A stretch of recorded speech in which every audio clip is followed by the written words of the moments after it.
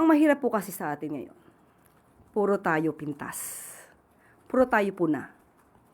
Pero parang wala nagagawang solusyon, kundi ang Pangulo lamang, ang administrasyon na ito, ang siyang nag-iisip kung anong pwedeng gawin. Well, of course, meron tayong ibang mga mambabatas na nagbibigay ng suwestyon at yan naman po ay tinatanggap ng Pangulo. Pero para sabihin na walang ginagawa para maibsan ang nararamdaman natin dito sa krisis sa Middle East, ito po ay napakalaking kasinungalingan.